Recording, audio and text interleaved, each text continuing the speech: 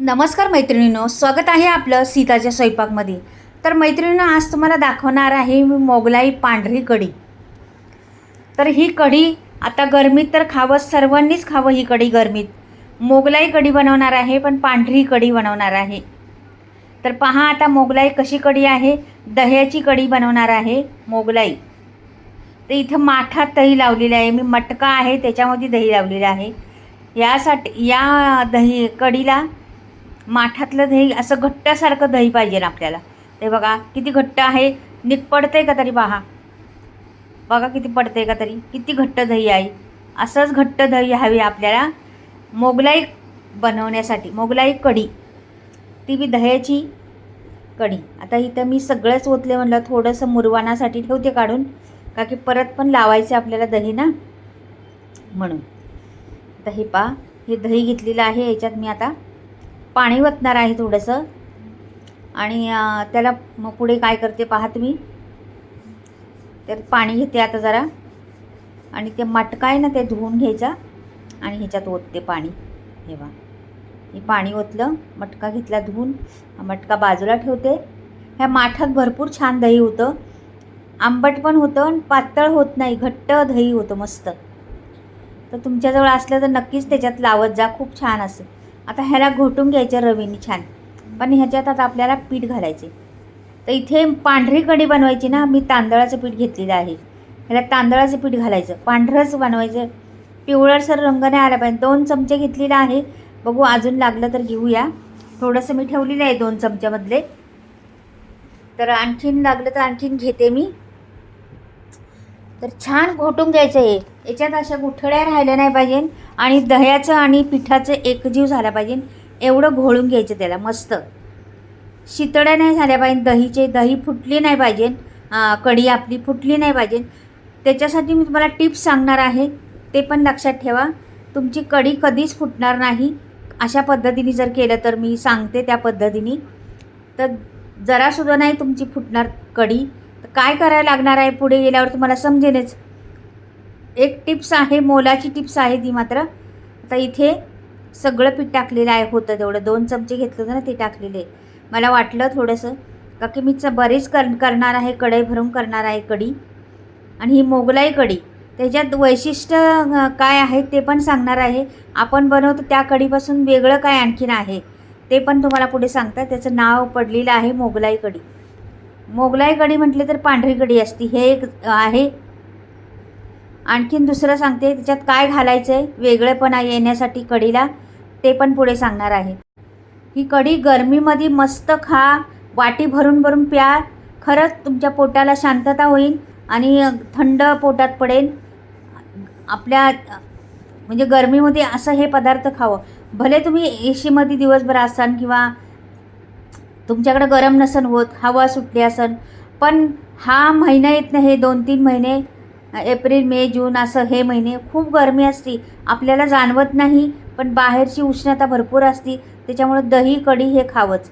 आता इथे एक वैशिष्ट्य सांगितलेले पहा, ह्या कढीसाठी याला साजूक तुपाचीच फोडणी द्यायची, तरच ही कढी वेगळी टेस्ट येणार. त्याला टेस्टच वेगळी ती, साजूक तुपाची फोडणी द्यायची. आपण देत असतो कधी कधी आपल्या कढीला पण साजूक तुपाची, पण हिला द्यायची म्हणजे द्यायचीच. ही मोगलाई कढी आहे ना, हिला द्यायचीच कढी साजूक तुपाची फोडणी.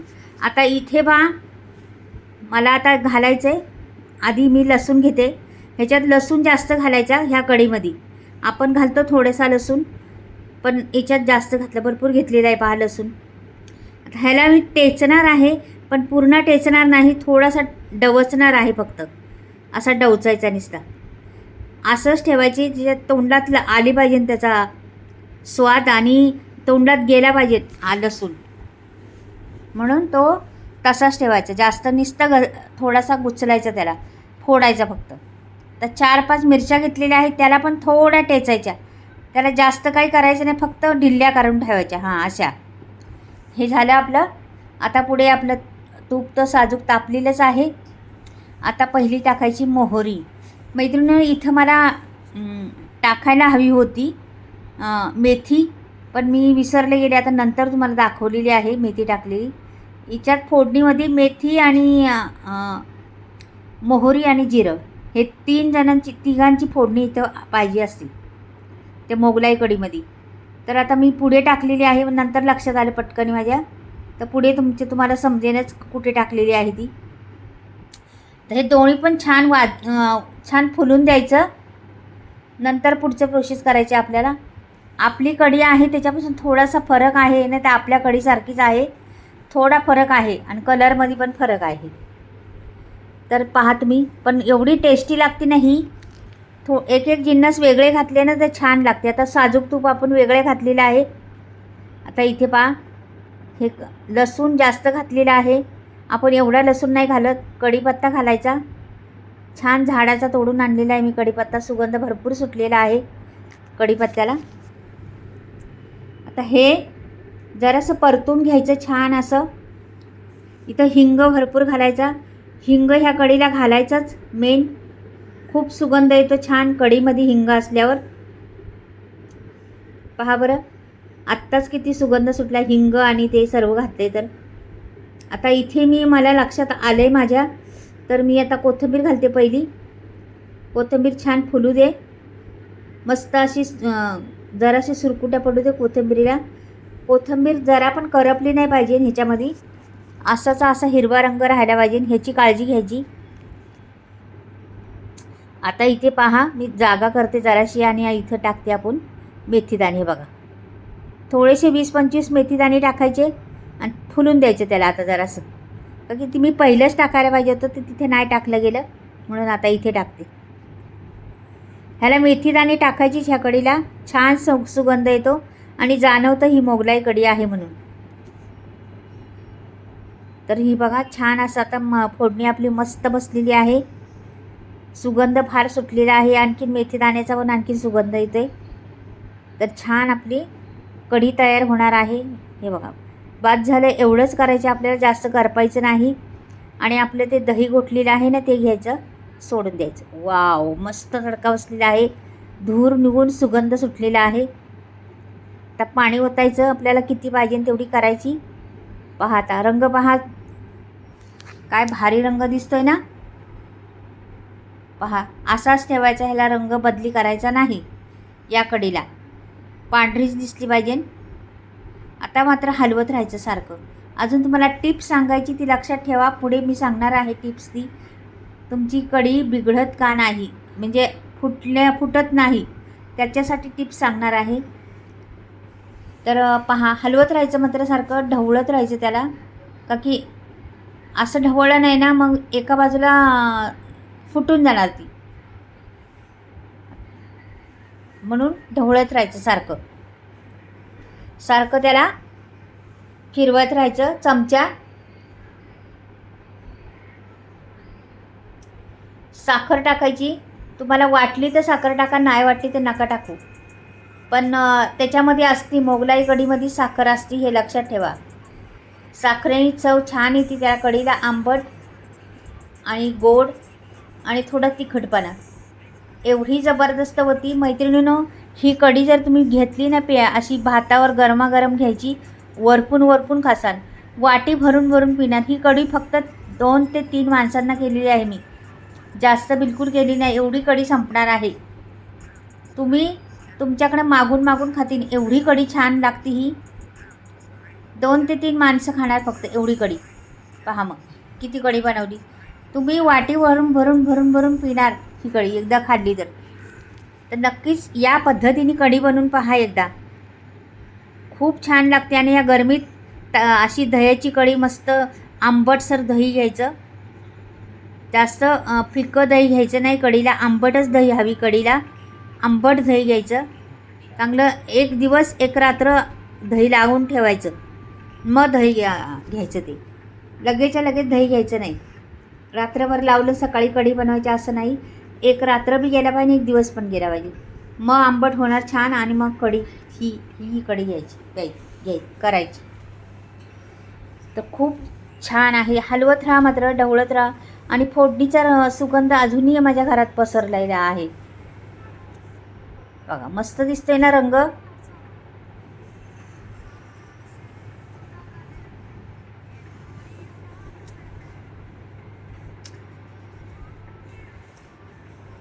भातावर पण खूप छान, भाकरीबरोबर बी कुस्करून खाल्ली ना तरी चालती, चपातीबरोबर पण खा, म्हणजे कुठल्याही डिशबरोबर ही कढी चालू शकते.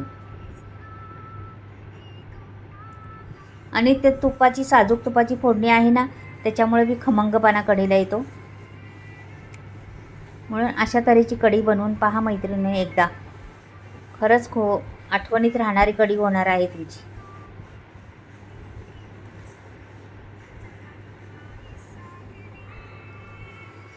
आता मीठ टाकायचं. आता आपल्याला बंद करायची. आता आपली उकळून झालेली आहे, आता आपले सगळं झालेलं आहे. आता मीठ टाकायचं. गॅस बंद केलेला आहे मी, आणि मीठ टाकायचं. गॅस बंद, आपली कढी झाली पूर्ण, गॅस बंद केला आणि नंतर मीठ टाकायचं. का की उकळीत कढी मीठ टाकलं का फुटली कढी, म्हणून ते काळजी घ्यायची. ही टिप्स आहे तुम्हाला. उकळी आल्यावर मीठ टाकायचं नाही, पहिलं मीठ टाकायचं नाही. आता बंद करायच्या वेळेस मीठ टाकायचं आणि कढी वाढायला घ्यायची. पहा आता कढी मी वाटीत घेते काढून, आणि तुम्हाला दाखवते पण कशा पद्धतीने खायची ते पण दाखवते. गरमागरम असा वाफळलेला भात बनवलेला आहे मी, आणि त्याच्याबरोबर ही कढी, आणि तोंडी लावायला वेगळं काहीतरी देते आणखीन. हे पहा आता घेते मी, पान घेते, पानावर ठेवते गरमागरम. हा गरम भात एकदम आहे बघा, आत्ताच कुकर खोलला आहे, वाफ येते बघा. असा हा गरमागरम भात आणि ती वरती कढी ओतायची.